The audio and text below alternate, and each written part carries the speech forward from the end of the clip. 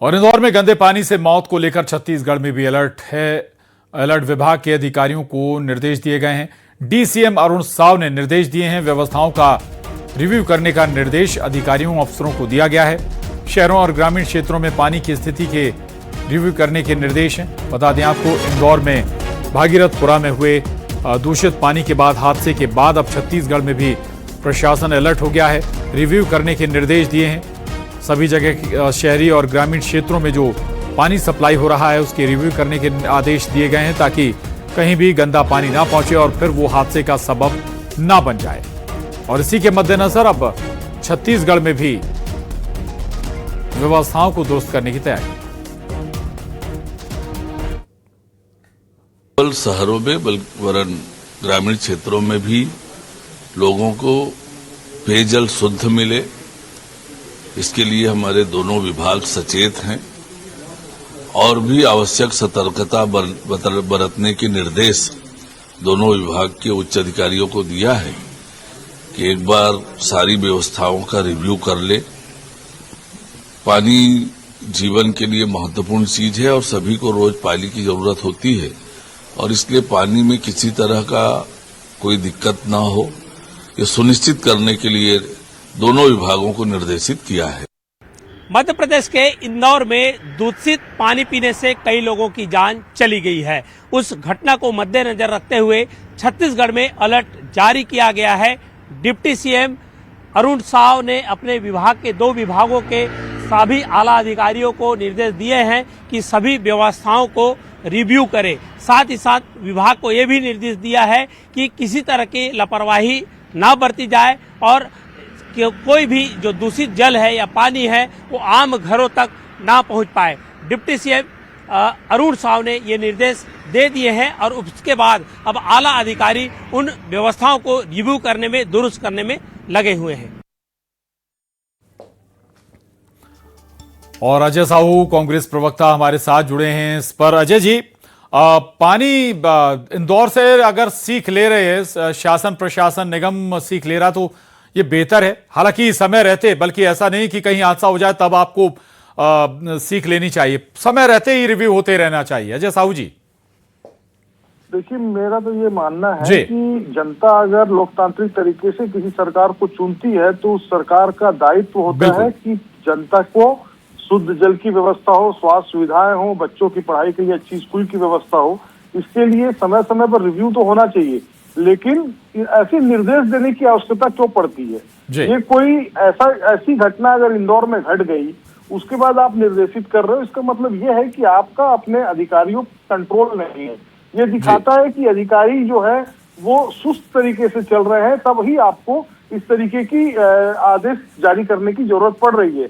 निश्चित तौर पर अगर ऐसा हुआ है तो अच्छी बात है, लेकिन मेरा ये मानना है कि इस तरीके के निर्देश देने की बजाय लगातार बैठकें होनी चाहिए, रिव्यू होना चाहिए और अगर कहीं पर ऐसी शिकायतें आती हैं जो जिम्मेदार लोग हैं उनके ऊपर कार्रवाई होनी चाहिए। लेकिन जल जीवन मिशन के नाम पर विधानसभा के अंदर भारतीय जनता पार्टी के जो विधायक है अजय चंद्राकर, उन्होंने प्रश्न पूछा था कि जो जल जीवन मिशन के तहत स्वच्छ जल लोगों के घरों तक पहुंचाने का जो लक्ष्य है वो कब तक पूरा होगा और उसमें कितना समय लगेगा।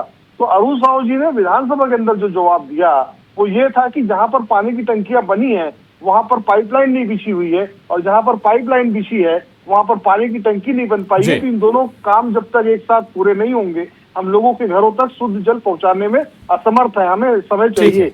तो मेरा ये कहना है, जहां पर पानी की टंकी बन गई है वहां पर पाइपलाइन क्यों नहीं बिछाई, इसे तो देखने का काम माननीय मंत्री अरुण साहू जी का है, उनकी जो अधिकारी है उनका है। तो इस तरीके की चीजें होंगी और चूक होगा तभी लोगों के घरों में गंदा पानी पहुंचेगा। और जो इंदौर की घटना है वो तो पूरे देश के लिए शर्मनाक है, क्योंकि जिस इंदौर शहर को पूरे देश में सबसे साफ सुथरा शहर का उपाधि लगातार मिलता हो, अवार्ड किया जाता हो, और वहां पर अगर इस तरीके की घटना घटी है तो ये पूरे देश के लिए शर्मनाक है। इस पूरे जो ब्यूरोक्रेसी है, पूरे जो लोकतांत्रिक तरीके से चुनी हुई सरकारें हैं, उनको इससे सीख लेना चाहिए। बिल्कुल अजय साहू जी, लेकिन एक और बड़ी बात जिसका जिक्र भी आप कर रहे थे, शुद्ध पानी तो ठीक है, अभी तो जंग केवल इस बात की लग रही है कि सभी घरों में पानी पहुंच भी जाए। चलिए आ रहा हूं आपके पास अजय साहू जी। केदार गुप्ता जी भी हमारे साथ जुड़ गए हैं। केदार गुप्ता जी, अभी जो बात निकल कर आई कि भाई आदेश देने की जरूरत क्यों पड़ रही है? ये तो निरंतर प्रक्रिया होनी चाहिए, समय समय पर रिव्यू होता रहना चाहिए। अगर कहीं हादसा हो गया तब जाग रहा है क्या सिस्टम? नहीं जाग रहा है जी। अतिरिक्त एहतियात बरतना भारतीय जनता पार्टी की सरकार का कर्तव्य है और फर्ज है, और हर व्यक्ति का फर्ज है। जी। जब कोई घटना होती है तो रेड अलर्ट होता ही है। इसका मतलब ये थोड़ी है कि पुलिस सो रही थी, सेना सो रही थी। जागरूक तो होना पड़ेगा। किसी प्रकार की कोई घटना सामने आती है और उसमें अगर कोई सरकार रिव्यू करती है और चिंता करती है और आदेश जारी करती है तो मैं समझता हूँ वो जागरूक सरकार है, जनता के प्रति उसको चिंता है, अपने नागरिकों की वो सुरक्षा चाहती है, और कहीं ना कहीं पूरा सिस्टम अलर्ट है, ये इस बात का घोतक है। मेरे कांग्रेस के मित्रों को ये सब स्वभाव में रहा नहीं है कि जनता की कैसे सेवा करें, कोई काम सामने संकट आया है तो उससे कैसे निपटा जाए, इसलिए वो हर चीज को राजनीतिक स्वरूप देते हैं। और मुझे ऐसा लगता है कि ऐसी चीजों में राजनीतिक नहीं करके सार्थक एक समाधान के लिए उनको सुझाव देने चाहिए। ये सुझाव देने का समय होता है, ये राजनीति करने का समय नहीं होता है। अगर जान बचाने के लिए कोई एहतियात हो रहा है कि कोई, चलिए ठीक है, आपका कहना है कि कम से कम ऐसे मसलों पर राजनीति नहीं होनी चाहिए। बहुत शुक्रिया आपका। जी, दूसरे की सरकार है। ठीक है, ठीक है सर, माफी चाहूंगा जी। फिर कभी इस पर चर्चा करेंगे। धन्यवाद केदार गुप्ता जी, अजय साहू जी, न्यूज 18 से आप जुड़े, बात की, धन्यवाद। तो इंदौर में गंदे पानी पीने से हुई मौत को लेकर अब छत्तीसगढ़ को भी अलर्ट कर दिया गया। डिप्टी सीएम अरुण साव ने मामले को लेकर विभाग के अधिकारियों को सख्त निर्देश जारी किए हैं। तो वहीं दूसरी ओर जगदलपुर में लोगों तक शुद्ध पानी पहुंचाने के लिए बनी टंकी के पास गंदगी फैली हुई है। जिस वॉल से टंकी में पानी सप्लाई किया जाता है वो पूरी तरह गंदे पानी में डूबा हुआ है। साथ ही पिछले 17 महीने से टंकी की सफाई भी नहीं की गई है और निगम के जनप्रतिनिधियों और अधिकारियों की नजर भी इस ओर नहीं पड़ रही। लगातार कर्मचारी इसकी जानकारी विभाग तक दे रहे हैं। ऐसे में सवाल खड़े हो रहे हैं कि आखिर शहर के लोगों को कितना शुद्ध पानी मिल रहा है। इंदौर में गंदे पानी पीने के बाद हुई मौत को लेकर अब छत्तीसगढ़ में भी अलर्ट कर दिया गया है। छत्तीसगढ़ के जो डिप्टी सीएम अरुण साव ने विभाग के सभी अधिकारियों को सख्त निर्देश दिया गया है कि जो पानी की जो सप्लाई की जाती है व्यवस्थाओं पर रिव्यू किया जाए।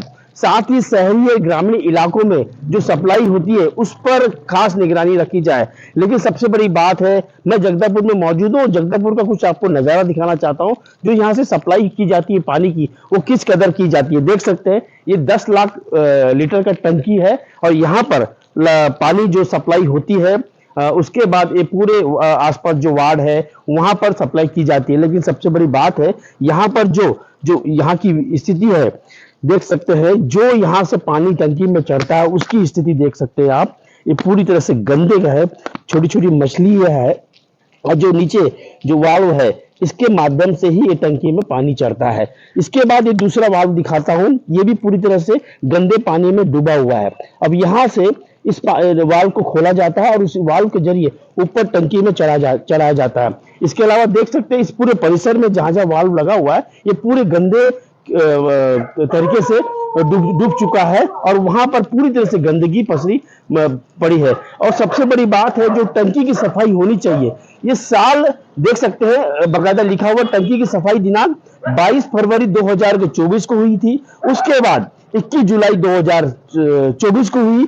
उसके बाद 2025 में टंकी की सफाई नहीं हुई, साल में की जाती है। लेकिन पिछले 17 महीने में 1.5 साल से अधिक होने के बाद भी इस टंकी की सफाई नहीं की गई है और लगातार इस पानी को उपभोक्ताओं तक पहुंचाया जा रहा है। लेकिन सबसे बड़ी बात है कि जो साफ सफाई होनी चाहिए, जो जहां पानी की सप्लाई होती है वहां पर किसी प्रकार की कोई अव्यवस्था देखा गया है। साथ ही लगातार जो पानी है यहाँ पर लगातार रिस रहा है, क्योंकि दिन में 50 लीटर के अधिक आसपास पानी पूरी तरह से बर्बाद हो रहा है। इस पर भी ध्यान किसी का नहीं, क्योंकि यहाँ के जो कर्मचारी है वो कह रहे हैं कि हमने लगातार विभाग के अधिकारी को इसकी सूचना दी, इसके बाद भी जो वाल्व है उस वाल्व को नहीं बदला गया।